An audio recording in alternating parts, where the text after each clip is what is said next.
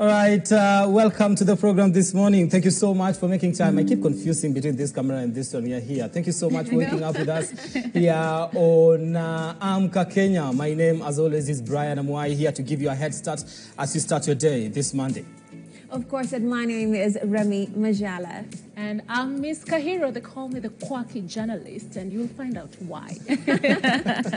Right. I don't know. How was your weekend, guys? You had a good weekend? Yes, it was. It was busy, engaging, but just what I'd expected. Yeah, I had my things planned out, so I'm happy that it was fruitful in the way it went. All right. And yourself? Mine was just okay. I was just chilling with my cat at home. That's literally my life right now. Oh, bless. Yeah. So from that you can gather Grown that you life, didn't go to church. adulting. Did you go to church? I unfortunately did not go to church, but I had a kabanta with the Lord. Okay. So it's Hallelujah. okay. You're not the only one. You know. I also kind of skipped church yesterday. I also wasn't able to. Yeah. No, we should do better. No, we should. We should do better. Okay, but you're praying and you believe in God. Amen. Yes, we do. Amen, we do. We do. All right, let's start this morning on Amka this morning. Now, prominent activist, that is Boniface Mwangi, is slated to appear in court on Monday, that is today, facing terrorism-related charges after his arrest on Saturday. Currently detained at Pangani Station, Mwangi is accused of facilitating terrorist activities. Now, these alleged activities are said to be connected to the anti-government protests that occurred on June 25th. The Directorate of Criminal Investigations, that is, reported that a search of Mwangi's Mageuzi hub in Nairobi's Hurlingham area uncovered 2 unused tear gas canisters and a single blank round of ammunition. Now, detectives assert that these items serve as evidence of Mwangi's involvement in what they term acts intended to cause public disorder and fear. Now, these charges have swiftly drawn criticism from human rights defenders, legal advocates, and civil society groups. Now, on Sunday morning, these groups gathered outside a Pangani police station to protest Mwangi's ongoing detention. Demonstrators chanting slogans and holding placards dismissed the allegations as unfounded and politically motivated. They contend that the government is misusing terrorism laws to suppress dissent and intimidate its critics. All right. You know, they've said about the laws that apparently, zinatumika to say that people are terrorism. And the main question of today, actually, Amwai, is what is the meaning of terrorism really? What do Kenyans understand by this? And the Prevention of Terrorism Act has laid out what it is. And they say it involves the use of violence against a person or that person endangering the life of other people, a whole list. And when you look at Boniface's Mwangi's case, does he really suit the word or fit the word terrorist, really? Okay, now, and you see, that's the conversation that has been happening, even with different political leaders coming out and saying, by the government seems to be using these particular laws to actually try to stifle, opposition and try to suppress what we call opposition from different quarters. Right. Right? Okay. Yeah, Right, maybe you could take some tweets from people online. Wanasemaje kuhusu this Boniface Mwangi situation. Okia Mtata actually mentioned or had something to say, and he says, I demand the immediate and unconditional release of Boniface Mwangi. Arresting a Kenyan for peacefully expressing dissent is a gross abuse of power and a direct violation of Articles 33, 37, and 49 of the Constitution. The misuse of anti-terror laws to target activists is not only unlawful but dangerous. Parliament did not enact those statutes to be used as weapons against citizens seeking accountability. This must stop. Kenya is a constitutional democracy, not a police state.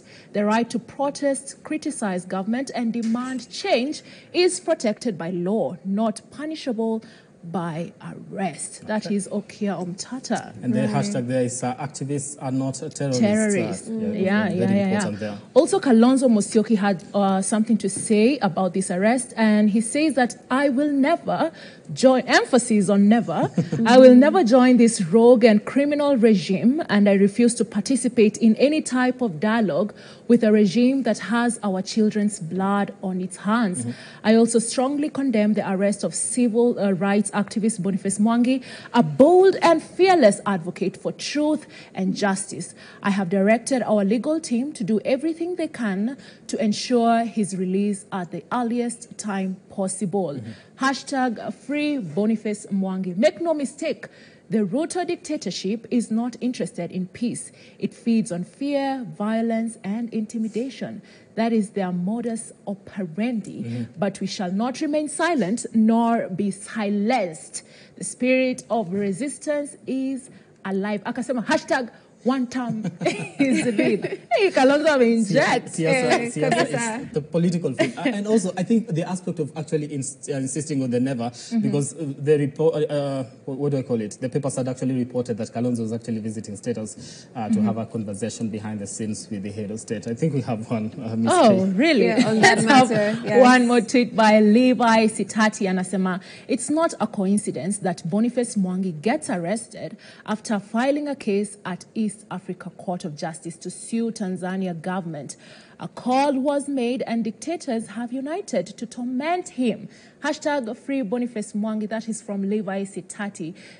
You know, that's a bit, you know, the timing is a bit sus. We call it sus. Yes, that is what you're saying. Yeah. I mean, how can he file this and then now also, you know, get arrested for that matter? And also his lawyers are saying that no such, you know, canisters or the millimeter were found, like he was not in possession of anything like that. They say without a fear of contradiction that that was planted. As opposed to what we see the report of the DCI. So you think the three presidents actually are working together on this one? Well, we have to see that. We have to see. I cannot say that for sure. We have to see. And you know, before we even go on, Kidogo, I think about the family of Boni. You know, this guy has been arrested so many times from his home, from his offices. And you know, the president Juzi, Nijana actually alikuwa anasema, you know, parents should train their children back at home. And I'm thinking, at home, Boni maybe is doing the good job, the good parenting. But then these kids always see the government coming for their, for their dad. How will these people grow up to respect the government, maybe? How do we expect that to really happen? I think that's a very important point, because it's also just a very chaotic environment to actually be growing. Every now and then you just look at the government as the enemy, because most of the time your dad has always been, he's always been arrested. They always come in a violent manner to arrest him. Can you imagine? We empathize. We do. All right, now 5 things you need to know this morning. Now, he is a man whose name became synonymous with judicial independence and integrity during his tenure as Kenya's Chief Justice. Now, he has been described as the sobriety needed in Kenya's political scene. Now we're talking about none other than David Maraga, who made history by nullifying a presidential election and has recently announced his intentions to vie for the presidency in 2027. Now on Amka Kenya Politalks this morning, the former Chief Justice Maraga opens up about his vision for the country and why he believes he's the right person to lead Kenya into a new era. I'm actually quite excited to hear what Maraga has to say. What he has to say? Yeah. Okay. Give him time. He's going to explain himself. Yes, we're looking forward to your interview with him, Brian. Yeah. I'm also looking forward to it. And you look very ready, let me tell you something. Thank you so much. You are welcome. God. I'm sure. Maybe we could get some tweets about what people are saying back at home, Twitter, now called X. This is in regards to the website that amesema, you know, it's up, watu wamchangie. Yatatoa 1 to 2 million. Exactly. And then Kenyans do the rest, Exactly. So these tweets are in regards to that. So Shola Ad says, for the first time in Kenya's history, Maraga, a presidential candidate, is doing what true leaders in mature democracies do, which is trusting the people, not the cartels. Justice Maraga has launched a public donation campaign. No shady money from Adani-style billionaires, no backdoor deals, no strings attached. Anasema that Barack Obama did it in the US, Emmanuel Macron did it in France, Andres Manuel Lopez did it in Mexico, and Gabriel Boric did it in Chile. So Maraga is doing the same, a clean campaign funded by citizens, not captured cartels. This is how we protect Kenya from being looted by foreign billionaires or local crooks, demanding payback after elections. So ignore the noise, ignore the cynics. Maraga, the 6th, is your candidate. It's our turn to build a presidency we own. I think it's interesting and also very...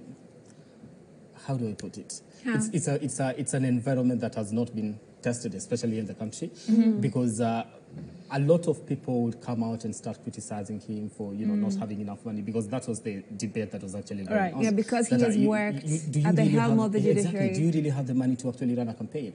Right now, in most cases, you understand the kind of politics we play in this country. Right. I expect Mheshimiwa to come and give me handout for me to support him with my vote. But so this is different. We're not used to issue-based politics. We're used to personality-based politics. Well, umesema kitu, and someone kwa tweets mentioned this same thing, and I would like that tweet to come up. Kindly, director. Do you have another tweet to read kindly? All right. Right. Okay. So. All right, there we go. Maraga is very honest. He doesn't claim to know everything, and he knows there are people who are more experienced in other industries, and he's willing to listen and follow their expertise. His experience in the judiciary is also crucial in making authorities follow the Constitution. Monrose Murugi Media from X. There is one more tweet in regards to the... This is the tweet I was looking for. Amwai. Yeah. Senator Kiprotich Arab Charargay says, just like I advised my brother Senator Omtata, that to run an effective presidential campaign, you need not less than 7 billion. Retired Chief Justice Maraga should know that in Kenya, fundraiser can never fund campaigns, even of an MCA. If Morara Kebaso was fundraising for fuel, only yet he couldn't manage. Is Maraga looking for votes or money? Which is which? He's looking for votes, but he understands to get the votes, he needs the money. And the money, he says, he doesn't have that much. So, to some extent, he's calling on all of us to step in and assist him to be able to run this campaign, if at all. And this is the thing, this is what I'm saying. Yes. People, and the young people, called on Maraga, especially from June 25th last year, what was happening then, and said, we want sober leadership in the country. Who exactly are we looking at? Okiya Omtata, David Maraga, Fred Matiang'i, and all that. So if you took Maraga from retirement to come and join the political scene, it would just be good if you actually get to support his campaign. Plus, it will be a game changer if at all we actually get to do it. It will be different. Yeah, different auras. Walimwambia hana charisma. You know what he did? Alileta charisma. The musician. Yeah, amazing. Whoever is behind his campaign, I'm sure it's Gen Zs. Actually, they're doing such an amazing job. And did you also see that the same Gen Zs were saying that they will back him, and Okiya Omtata should now be part of his campaign instead of standing alone as a presidential candidate. So it's interesting. I feel like anaweza kubali, honestly. Who is going to make the president? I think the president in this country in 2027 will be made by the people. The people will choose. They will make these coalitions come together. And that's why you're seeing we forced Maraga from retirement. Now he's running for office. They forced Matiang'i from the United States. Now he came and declared that I'm actually going to run. Because initially we had people that wanted to be president in this country, but you don't hear the young people talk about them. They didn't talk about Kalonzo Musyoka. Kebaso quit the race after tumemchangia pia hizi zenye tunaambiwa tuchangia Maraga. I don't know. Maybe Kenyans have na pia alitoka kwa hiyo nini alisema he wants a normal life lakini siku hizi namuona ni kama pia ni kama anacheza ni kama anataka kurudi. Yes. I think in this particular sense hatutaki mtu mwenye understand. Yes. Kama uko ndani kama hauko ndani hauko ndani. Huwezi kwa watu wamekujitolea wamekuchangia umenunua gari mafuta lakini pia kuna jobs zingine tunatake tufa.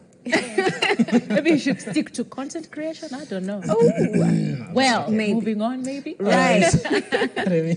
Right, let's take a look at what other aspect or piece of news you need to know this morning. Now, Chief Justice Amka Kenya is set to unveil the Judiciary Committee on Elections operational plan for 2025 to 2028 this morning at the Sarova Stanley Hotel. Now, this plan is expected to outline the judiciary's strategic approach to handling election-related disputes and ensuring a fair and efficient judicial process, in the upcoming electoral cycle. Now, given the significance of the past election petitions in Kenya, this operational plan is vital for maintaining public trust and strengthening the integrity of our electoral system. Now, I'll be bringing you up to date with this important launch throughout our program this morning and also during the day. Let me start with you, Ms. K, in terms of just the importance of elections and transparency in this country. It is seen, most of the time we go to the Supreme Court and all that.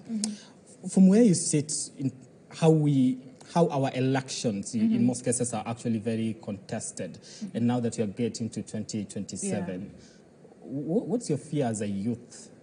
My fear as a youth is kurudi penye tulikuwa.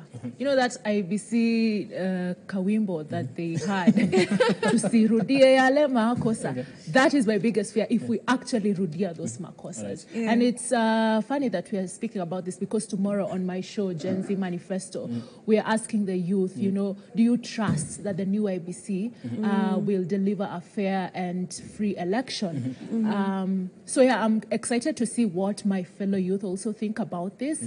And I'm glad we have brilliant minds, So, yeah, maybe we can have this conversation after tomorrow. Yeah, exactly. And you see, Remy, that we're actually planning a strategic plan for 2025-2028 to be able to handle election disputes. It's like to some extent in our mind, we just know we are going to have an election petition. We're going to have an election petition and all that. And I think it's it's not a good thing to be in.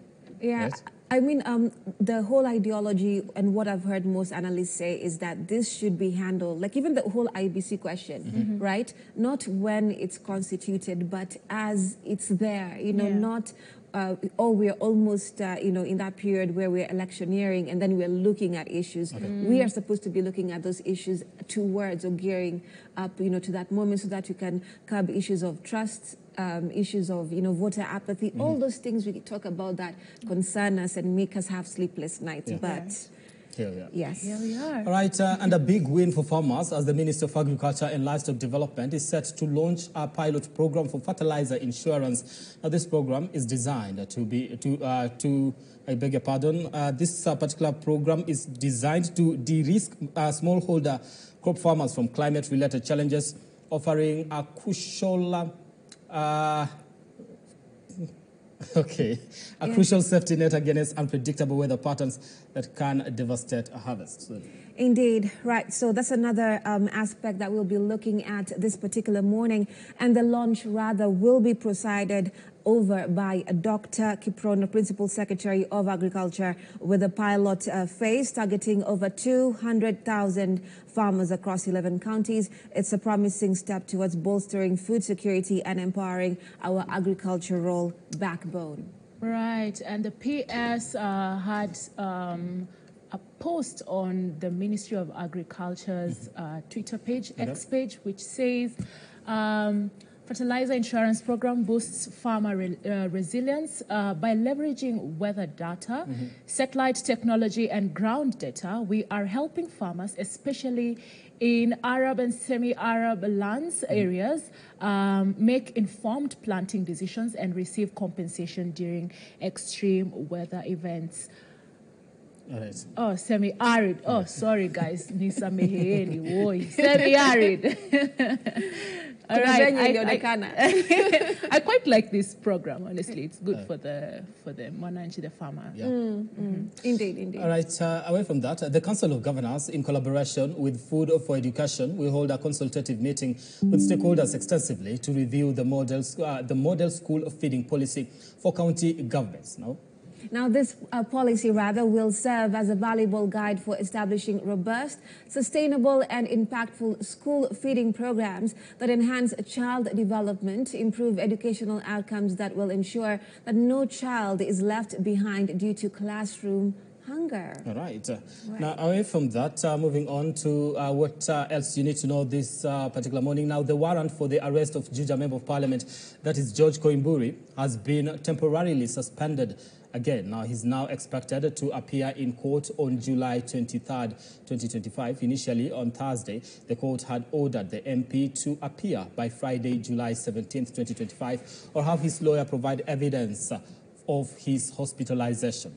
His legal counsel informed the court that Kimbururi was indeed hospitalized, explaining his absence during his scheduled plea hearing on Wednesday and a court mention on Thursday.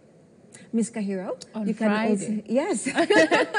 On Friday, the lawyer further clarified that the MP was receiving daily neurological treatment at Karen Hospital.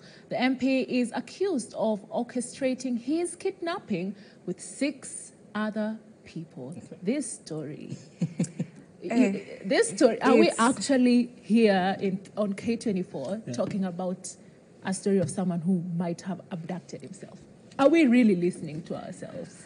Yes, because the whole highlight is to, according to this story and the processes of this story, I like is being very careful. is to look at the full arm of the law. Right.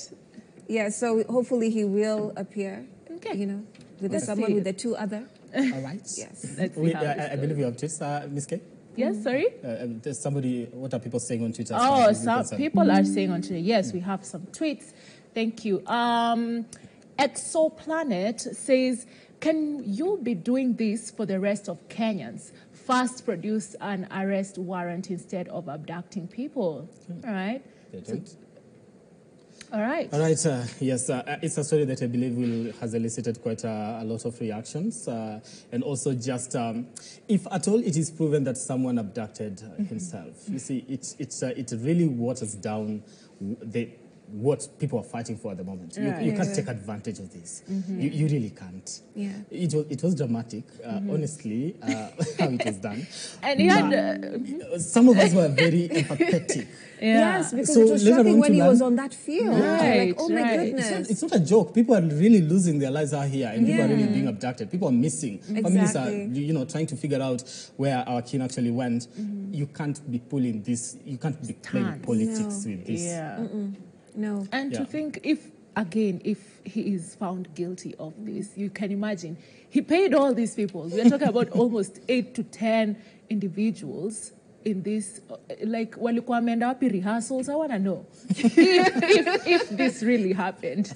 I really want to know what the thought process. Like a whole lot of premeditation towards it. I mean, it's just ridiculous. Like Brana said, you cannot have the kind of urgency that we're having in the nation. People, looking for their lives ones, missing people to date from last year, and then someone can be pulling this. To even think that this is a possibility is really, really, really wrong. Like just misusing politics, misusing power. And why?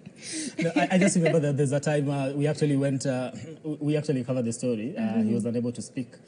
He was in hospital, different political leaders visiting him, and he says he can't speak because of the kind of torture he was taken through. And later on, he releases a video on saying, okay, by the way, you on people his are YouTube. Yeah, exactly. You're speaking about my torture and all that and saying it was fake, but it is true. It's too much. That's the question of the day in this case. Take us through that. So what are we asking people? The question of the day is, what do you understand by the term terrorism? What is your understanding of the word terrorism? Okay. Please let us know on our WhatsApp number, Hapo Chini, and we shall be reading your feedback maybe as the show goes on. For now, let's take a short break. We'll be back.